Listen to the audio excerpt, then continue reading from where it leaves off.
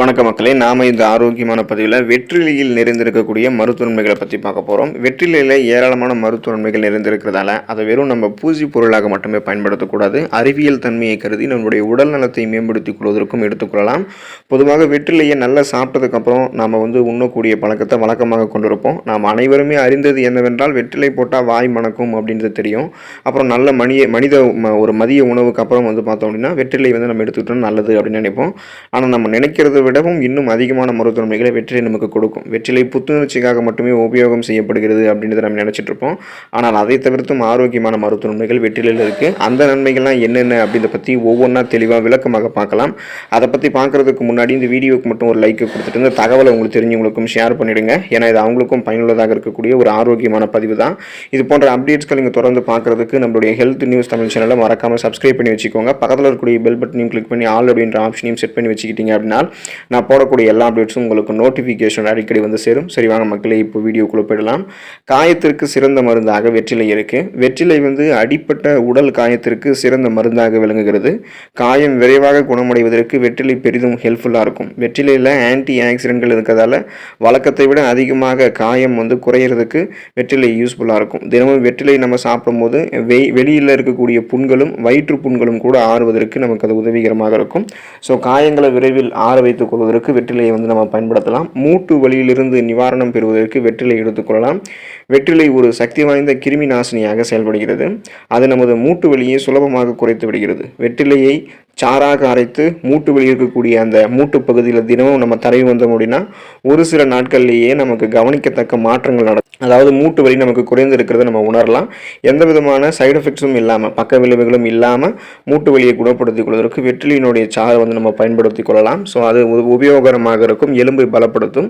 அஜீரண கோளாறை சரி செய்கிறது வெற்றிலை வயிறு மற்றும் அஜீரண கோளாறை சரி செய்வதற்கு பெரிதும் உதவிகரமாக இருக்கு. வெற்றிலையில் இயற்கையாகவே இருக்கக்கூடிய வேதிப்பொருள்கள் பெருங்குடல் காற்று நீக்கியாக செயல்படுகிறது. தேவையற்ற ஏப்பம் போன்றவற்றை இதன் மூலமாக நம்ம சரி பண்ணிக்கலாம். மேலும் இரைப்பையில் இருக்கக்கூடிய உடல்ல வலிகளை நீக்குவதற்கு உதவிகரமாக இருக்கும். ஸோ மேலும் உடல் இருக்கக்கூடிய முக்கியமான உயிர் சத்துக்கள் மினரல்ஸ்களை விரைவாக நம்மளுடைய உடலுக்கு தருவதற்கான ஊட்டச்சத்தை உறிஞ்சி தருவதற்கான குணமும் வெற்றிலைக்கு இருக்கு அப்படின்றதால ஸோ வெற்றிலை நமக்கு அந்த வயிறு சார்ந்த பிரச்சனைகளை கியூர் பண்ணும். சீரற்ற குடல் இயக்கம், கடுமையான மலச்சிக்கல், அஜீரணம் போன்ற பிரச்சனையுமே நமக்கு இருக்காது. ஸோ அந்த பிரச்சனையில் இருக்கிறவங்கலாம் வெற்றிலை சாப்பிடும்போது பூரண நலம் பெறலாம். சுவாச துர்நாற்றத்தை சீர் செய்கிறது வெற்றிலையில் ஆன்டி பாக்டீரியா நிறைந்திருக்கிறதால உடல் இருக்கக்கூடிய பாக்டீரியாக்களை அழித்து சுவாச புத்துணர்ச்சி பெறுவதற்கு வெற்றிலை பெரிதும் உதவிகரமாக இருக்கும்.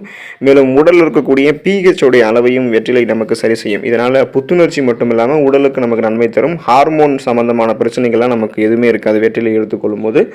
உடல் எடையை எந்த விதமான சைடு எஃபெக்டும் இல்லாமல் ஆரோக்கியமான முறையில் குறைக்கிறதுக்கு வெற்றிலை எடுத்துக்கொள்ளலாம். வெற்றிலையில் அதிக அளவு நார்சத்து இருக்கிறதால தொடர்ந்து வெற்றிலையை சாப்பிட்டு வரும்போது மெட்டபாலிசத்தினுடைய அளவு அதிகரிக்குது.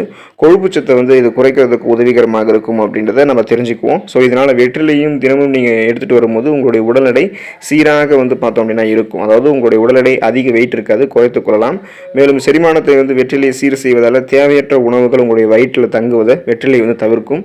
சிறிது சாப்பிட்டு முடிச்சதுக்கப்புறம் நீங்கள் உணவுகளை சாப்பிட்டு முடிச்சதுக்கப்புறம் வெற்றிலை போடும்போது வயிறு ஒரு நிறைந்த ஒரு ஃபீலாக இருக்கும். அதனாலவே அதிகமான உணவுகளை எடுத்துக்கொண்டு உங்களுடைய உடல் எடையை இன்னும் வெயிட் ஆக்கிக்க மாட்டீங்க. வெற்றிலையில் இருக்கக்கூடிய ஊட்டச்சத்துக்கள் உங்களுடைய உடலில் ஏற்கனவே தேங்கி இருக்கக்கூடிய கொழுப்புகளை குறைத்து சைடு எஃபெக்ட் இல்லாமல் உடல் எடை குறைவதற்கு வழிவகுக்கும். தொண்டை வலிக்கு இதமானது வெற்றிலையில் இருக்கக்கூடிய ஆன்டி பாக்டீரியல் வேதிப்பொருளானது தொண்டையில் உண்டாகக்கூடிய புண்களை சரி செஞ்சு தொண்டை வலியிலிருந்து நிவாரணம் தரும். தினமும் 3 முறை வெற்றிலையை அரைத்து அதனுடைய சாற்றை விழுங்கும் போது தொண்டையில் இருக்கக்கூடிய புண்கள் விரைவாக ஆறி அந்த புண்கள் எல்லாம் நிவாரணம் பெறும். ஸோ அதுக்கு நம்ம வெற்றிலை எடுத்துக்கொள்ளலாம். அதனால் தொண்டை வலிக்கு ரொம்ப இதமானது வெற்றிலையில் இருக்கக்கூடிய ஆன்டி பாக்டீரியல் தான் இதுக்கு காரணமாக இருக்குது. இப்போ குறிப்பாக பார்த்தோம் அப்படின்னா சுவாச கோளாறை வெற்றிலை நமக்கு சரி பண்ணிடும். வெற்றிலையில் இயற்கையாகவே இருக்கக்கூடிய வேதிப்பொருள்கள் மூச்சு முட்டல் போன்ற சுவாச கோளாறுகளை சரி செய்கிறது. மேலும் குளிர்காலத்தில் ஏற்படக்கூடிய ஜலதோஷம், இருமல் போன்றவற்றிற்கு பெருமளவில் உதவி செய்கிறது. அதை கியூர் பண்ணுறதுக்கு ஆஸ்துமா போன்ற நோய்களுக்கும் வெற்றிலையை பயன்படுத்துவாங்க. ஸோ வெற்றிலை மீல் கொஞ்சம் வெற்றிலையில் சிறிது கடுகு எண்ணெய் தடவி சூடு பண்ணி அதை நெஞ்சில் வைத்து சளி இருமல் நமக்கு அந்த நெஞ்சில் வச்சோம் அப்படின்னா சளி இருமல்லாம் குறைய ஆரம்பிச்சிடும். மேலும் சிறு வெற்றிலைகளே தண்ணீரில் போட்டு அதனுடன் சீரகம், லவங்க முடங்கப்பட்டை ஆகியவை சேர்த்து சூடு செய்து தினமும் 1 முதல் 2 நேரங்கள் நம்ம வந்து குடித்து வந்தோம் அப்படின்னா சுவாச கோளாறுகள்லேருந்து நமக்கு நிவாரணம் கிடைக்கும். ஸோ இந்த அளவுக்கு வந்து பார்த்தோம் அப்படின்னா வெற்றிலை நமக்கு நிறைய மருத்துவன்மைகளை கொடுக்கும். ஆகையால் வெறும் ஒரு ஆன்மீக பொருளாக தாம்பூலத்துக்கு யூஸ் பண்ணக்கூடிய ஒரு பொருளாக மட்டுமே வெற்றிலை நினைக்காம அதில் இருக்கக்கூடிய அறிவியல் தன்மைகளையும் கருதி அதை நம்மளுடைய உணவுகள் வந்து சேர்த்துக்கொண்டு அதில் இருக்கக்கூடிய மருத்துவன்மைகளை பயன்படுத்தி நலமோடு வாழலாம். ஸோ எந்தெந்த வயதினர்கள் எப்படி எப்படி வெற்றிலை எடுத்துக்கணும் அப்படின்னு தெரிஞ்சுக்கிட்டு எடுத்துக்கணும். அதை தெரிஞ்சிக்காமல் அளவுக்கு அதிகமாக வெற்றிலை சாப்பிட்டீங்கன்னா அது உங்களுக்கு ஆபத்தை ஏற்படுத்தும். எனவே அளவோடு வெற்றிலை சாப்பிட்டு நலமோடு வாழுங்க. அடுத்த ஆரோக்கியமான பதிவில் மறக்காமல் சந்திப்போம். நன்றி மக்களே.